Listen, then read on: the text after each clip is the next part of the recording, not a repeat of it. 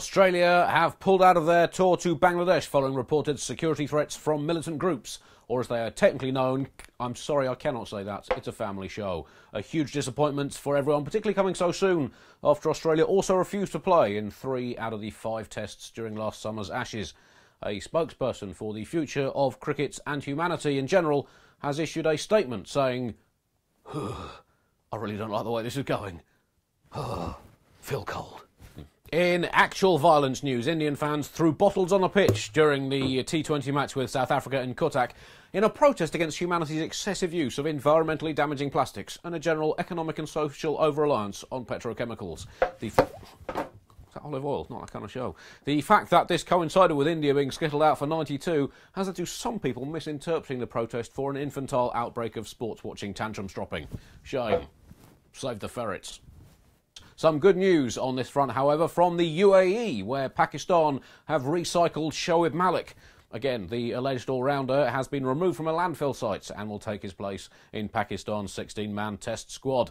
Could be a fascinating series. I believe there are still some tickets left, and lest we forget, England remain unbeaten in tests in the UAE since early 2012. Some record. West Indian coach Phil Simmons has been suspended for, quotes, bringing the West Indies cricket board into disrepute. One word missing there. Further, and it's a kind of self-fulfilling sacking. The fact that Simmons has been sacked does indeed bring the West Indies cricket board into disrepute. Further disrepute. Simmons was suspended after apparently expressing his unhappiness with the West Indies one-day squad, which continues to omit Darren Bravo and Kieran Pollard. And some breaking news, the WICB has now also suspended 98% of West Indian cricket fans from their positions as supporters of the team for exactly the same reason. And finally, new BCCI President Shashank Manohar has promised to clean up the board's image. Good idea. In 2 months. Good luck.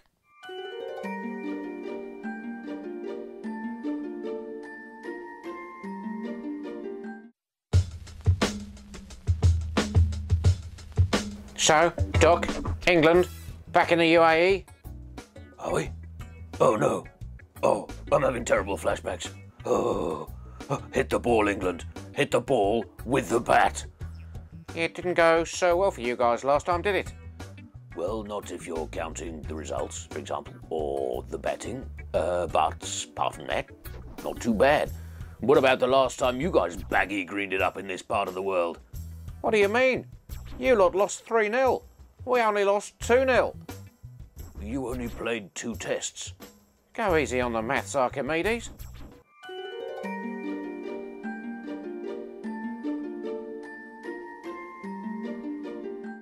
Andy, obviously Australia has decided to pull out of their tour against Bangladesh, which is terrible for many reasons, especially if you're a Bangladesh cricketer who had a chance of beating a very average-looking Australian team. Are you generally pro or anti-terrorist? Well, and I'm sorry if I offend any terrorist sympathisers watching this. I am really, really anti-terrorists. I do not like terrorists. They are at best aggressive conversationalists, and that does not play well with my British sensibilities. Just leave sport alone, terrorists. I'm not going to tell you how to run your business. You know, that's up to you. But just don't interfere with sport.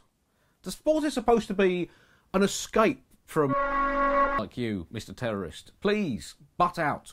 Can we say that on this show? We already have. The most interesting thing, I think, is whether Bangladesh become like the new Pakistan. It feels right at the moment like this might be an isolated incident, and it might be about the fact that, for whatever reason, Mr. ISIS, let's call him Mr. ISIS, in case he's out there watching, decided that he was going to bomb the Australian team directly.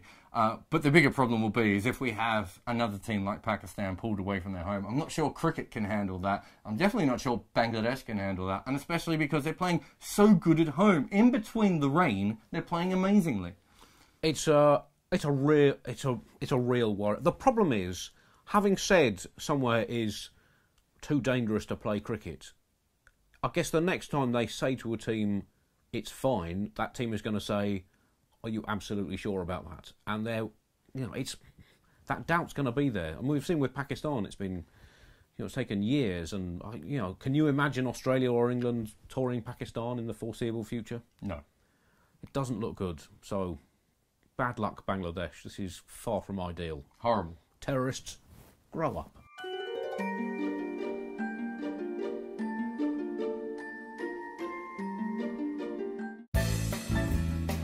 Who will be crowned Miss BCCI for 2015? The winners of the rounds so far. Best Chair. Best Imitation Victor Trumper.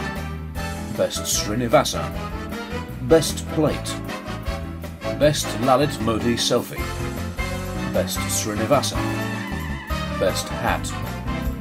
Best Flirting with Hillary Clinton. Best Srinivasa. Best Dalai Lama Selfie. Best Hand Gesture. Best Srinivasa. Best Crowd Surfing. Best Swimsuit. The winner is Shashank Manohar.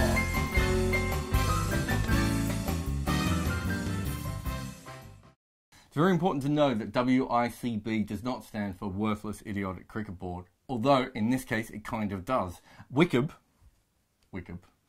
as we call them in the hood, is essentially a pathetic cricket board, and what they've done is they've allowed us to see this. They've gone out, they've spent some money, and they've recruited a really good coach who's got a really good record with another team, a local boy. They've brought him over, and then he said, you know what? The way that we're doing our cricket, it's not so clever at the moment. Let's do it slightly better. And then they suspended him for pointing out that they were morons. They've made a tiny little PR story into a big stupid story.